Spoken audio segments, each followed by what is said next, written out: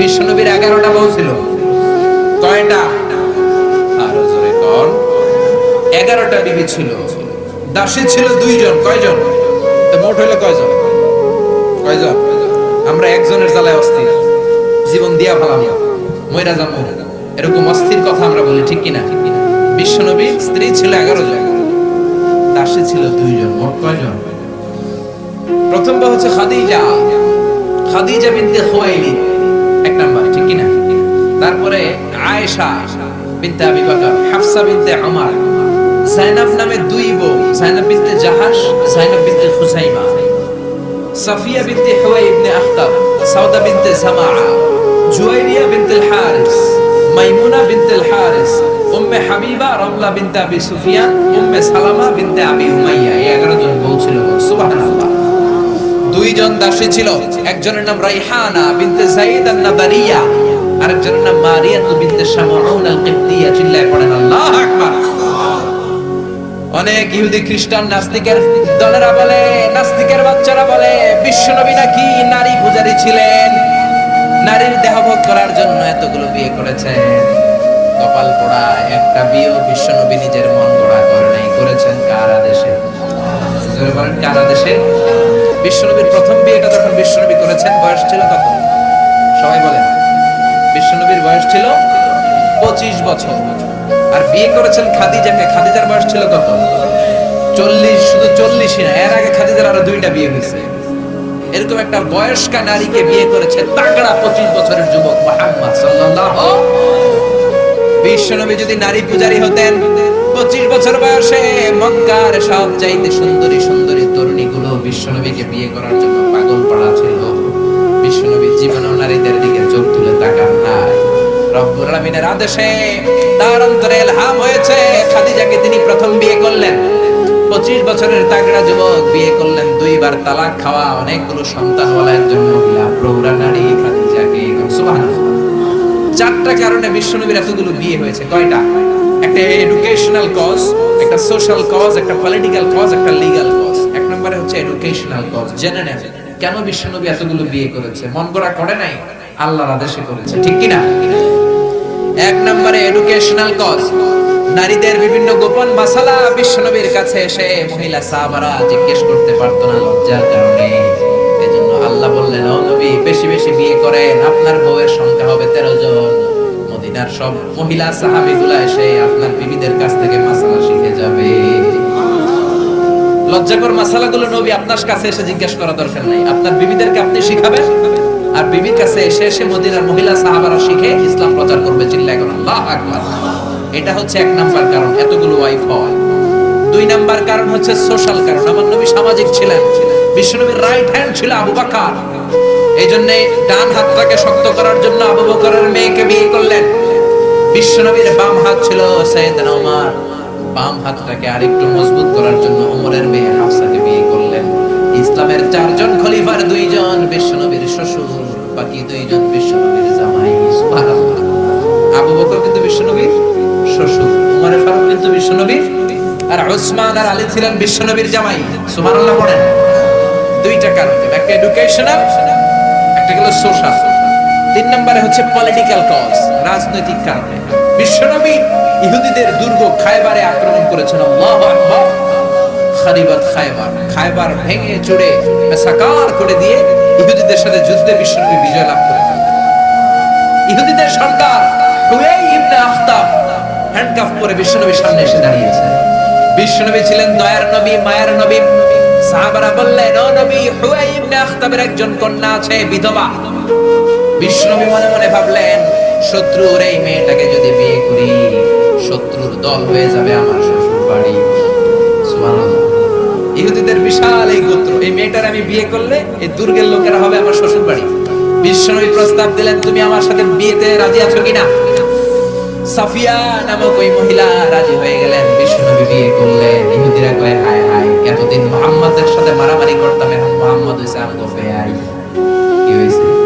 ইহুদিরা কয়, আর কিলাকিলির দরকার নাই, সবাই পড়লা ইলাহা ইল্লাল্লাহ মুহাম্মাদুর রাসূলুল্লাহ সাল্লাল্লাহু আলাইহি ওয়াসাল্লাম।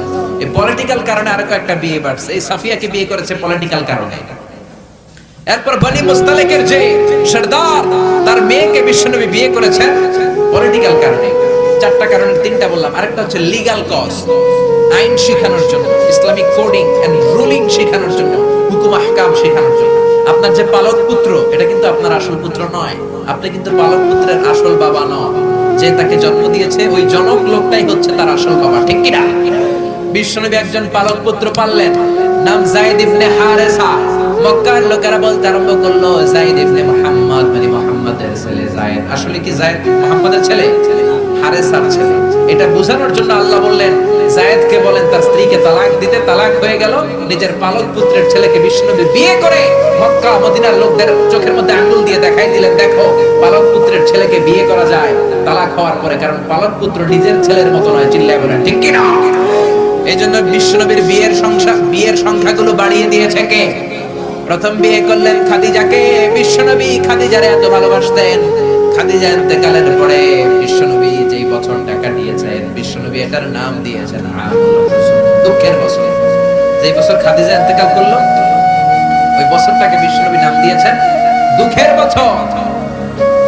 বিশ্বনবী খাদিজারে এত ভালোবাসতেন, দোয়া করার সময় বিশ্বনবী চোখের পানি ছেড়ে দিয়ে আল্লাহরে বলতেন, আল্লাহ কিয়ামতের ওই কঠিন দিন, যেদিন মা ছেলেরে চিনবে না, বাবা মেয়েরে চিনবে না, বন্ধু বন্ধুরে চিনবে না, পীর সাহেব মুরিদরে চিনবে না, মুরিদ পীর সাহেবরে চিনবে না, ওই কঠিন দিন আমি যেন আমার খাদিজারে ভুলে না যাই।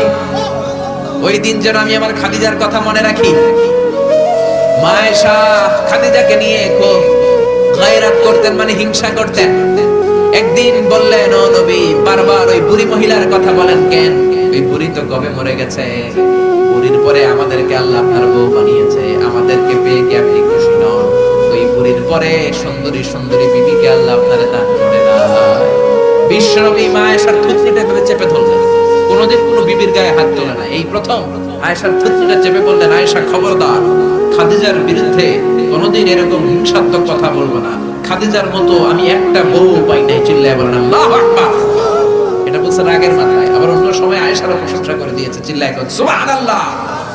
খাদিজা যখন ইন্তেকাল করে বিশ্বনবী গোসল করালেন, কাফন হলো, দাফন হলো, কবর দিলেন, নিজে দাঁড়িয়ে দোয়া করলেন। খাদিজাকে কবর দেওয়ার পরে সাহাবারা ঘরে ফিরে যায়, বিশ্বনবী যায় না। আবু বকর বললেন, ও নবী চলেন ঘরে ফিরে যায়। বিশ্বনবী বললেন, আবু বকর তুমি যাও, আমি যাব না, কারণ যেই মহিলাটাকে মাত্র কবরে শোয়াই দিলাম সাধারণ কোন মহিলা না, আমার বিপদের দিনের সঙ্গিনী খাদিজা। মক্কায় যখন আমার কেউ ছিল না তখন ছিল সে, যখন আমার কেউ ছিল না তখন সাথী খাদিজা।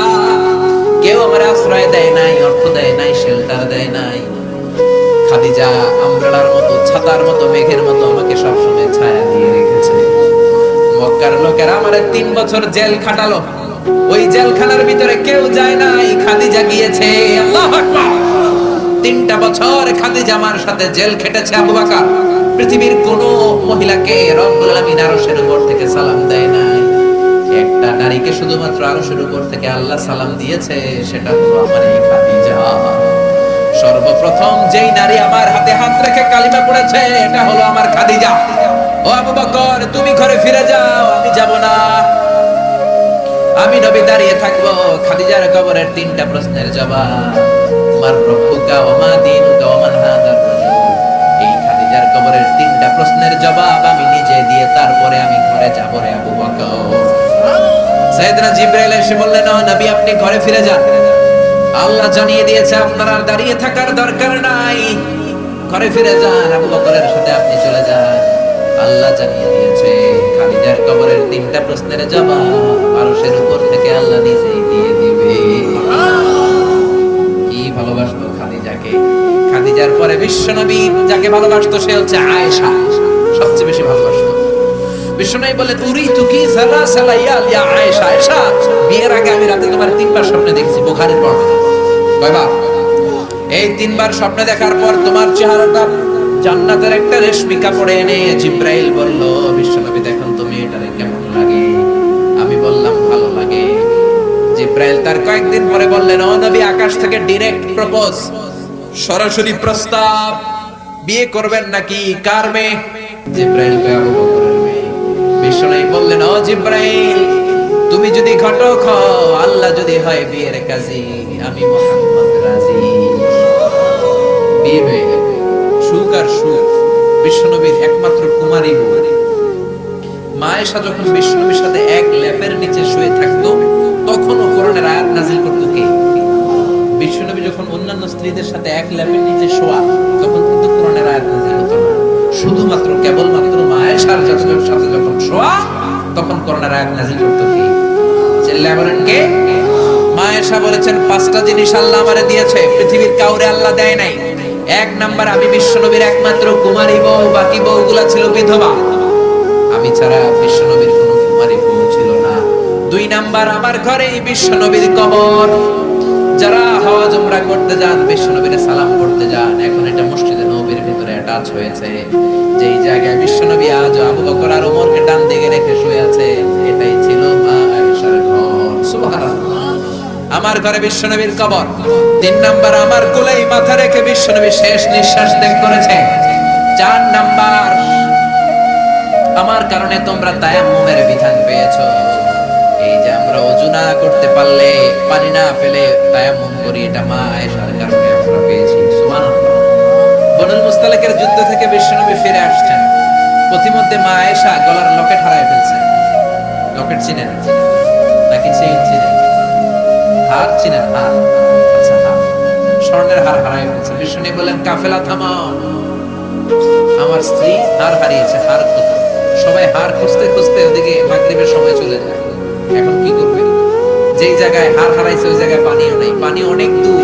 বিশ্বনবীর প্ল্যান ছিল কাফেলা যেতে যেতে পানির জায়গায় থামবো, ওযু করে নামাজ পড়বো। কিন্তু হার খোঁজার কারণে এখন পানিও নাই। তখনও তায়াম্মুমের বিধান মুসলমানরা জানে না, আল্লাহ জানায় নাই, নাজিল করে নাই। সবাই আবু বকরকে বকাবকি শুরু করলো, আবু বকর দেখো তোমার মেয়ের কাণ্ড, তোমার মেয়ের হার হারিয়ে যাওয়ার কারণে আজকে আমাদের সবার নামাজ কাজা হবে, বিশ্বনবীরও নামাজ কাজা হবে। কি কাজ করলো তোমার মেয়ে? আবু বকর যে আয়েশারে ধমকাতে লাগলো, আয়েশা কি করলি? আল্লাহ সাথে সাথে আবু বকরকে ধমক দিয়ে কোরআনের আয়াত নাজিল করলো, আবু বকর আয়েশারে ধমক দিও না, আয়েশারে ধমক দিলে আমার আরশ কেঁপে যায়। فإن لم تجدوا ماء فتيمموا صعيدا طيبا। আয়েশার সম্মানে আল্লাহ আয়াত নাযিল করলেন, فإن لم تجدوا ماء, এখন থেকে সফরে কোথাও যদি ওযুর জন্য তোমরা পানি না পাও, মাটি দিয়ে তায়াম্মুম করে নামাজ পড়বা, কবুল করে নিবে কে? এজন্য মা আয়েশা বলতেন, এমন গুণগুলো আল্লাহ আমাকে দিয়েছে, বিশ্বনবীর কোন বিবিকে আল্লাহ এই গুণগুলো দেয় নাই। এত ভালোবাসতো বিশ্বনবী আয়েশাকে, 1 বালতি থেকে পানি নিয়ে দুইজনে গোসল করত। 1 বালতির মধ্যে পানি নিয়ে 1 মগ দিয়ে বিশ্বনবী মাথায় পানি ঢালে, আরেক মগ দিয়ে মা আয়েশা ঢালে। গ্লাসের যেই জায়গায় ঠোঁট লাগিয়ে মা আয়েশা পানি খেত, ওই জায়গাটা খুঁজে খুঁজে বিশ্বনবী ওনার ঠোঁট লাগিয়ে পানি খেতেন। সুবহানাল্লাহ। আস্তে করে কত রোমান্টিক ছিল মা আয়েশা। ওটের হাড্ডি পছন্দ করত, ওটের হাড্ডি চুষে চুষে যে হাড্ডিটা মা আয়েশা রেখে দিত, ওই চোষা হাড্ডিটা নিয়ে বিশ্বনবী আবার চুষতে শুরু করে দিতে। রাতের বেলা দুষ্টামি করতেন মা আয়েশার সাথে। মা আয়েশাকে ছোট্ট বয়সে বিয়ে করেছেন, 9 বছর বয়স। মা আয়েশা তখনও পুতুল খেলা ছাড়তে পারে নাই। বিশ্বনবী নিজে পুতুল কিনে দিতেন, বলতেন আয়েশা খেলো। আয়েশার বান্ধবীরা যখন ঘরে আসতো, বুখারীর বর্ণনা, বিশ্বনবী আয়েশার বান্ধবীদের জন্য ঘরটা ছেড়ে দিতেন, চলে যেতেন বাইরে। আয়েশা তার বান্ধবীদেরকে নিয়ে খেলাধুলা শেষ করলে আবার বিশ্বনবী ঢুকতো, চিল্লায় বলেন সুবহানাল্লাহ। মা আয়েশা তীর খেলা দেখতে পছন্দ করতো। বিশ্বনবী, বুখারীর বর্ণনা, মা আয়েশাকে কাঁধে তুলে এক পর্দার এক পাশ দিয়ে ফাঁক করে বলো, আয়েশা যতক্ষণ মনে চায় তীরের খেলা দেখো। দীর্ঘক্ষণ দেখার পরে মা আয়েশা কাঁধে উঠতে পারে না। বিশ্বনবী বললেন, ও আয়েশা, মন ভরে তীর খেলা দেখা হয়েছে নাকি? আয়েশা বললেন, দেখা হয়েছে। তখন বিশ্বনবী কাঁধ থেকে তার ওয়াইফকে নামিয়েছেন। সুবহানাল্লাহ। রাতের বেলা ছোট্ট একটা ঘর, বিশ্বনবী তাহাজ্জুদের নামাজে দাঁড়ালে বিশ্বনবীর সেজদার জায়গায় মা পা ছড়িয়ে শুয়ে থাকতো। বিশ্বনবী লম্বা সময় কেরাত করে, রুকু করে, সেজদা দেওয়ার জায়গা নাই, কারণ সেজদার জায়গায় মা আয়েশার পা বিছানো আছে না নাই। বিশ্বনবী মা আয়েশার পায়ের মধ্যে চিমটে দিত, মা আয়েশা পা দুইটা গুটিয়ে নিলে বিশ্বনবী সেজদা দিত, আবার সেজদা দিয়ে উঠে গেলে মা আয়েশা পা বিছিয়ে শুয়ে পড়তো। সুবহানাল্লাহ পড়বেন না? কি সুন্দর ছিল ওনাদের সংসার, কি ভালোবাসা ছিল। স্বামী স্ত্রীর পারস্পরিক সম্পর্ক তো আমরা বিশ্বনবীর জীবনী থেকে শিখবো, সাহাবাদের জীবনী থেকে শিখবো, ঠিক কিনা?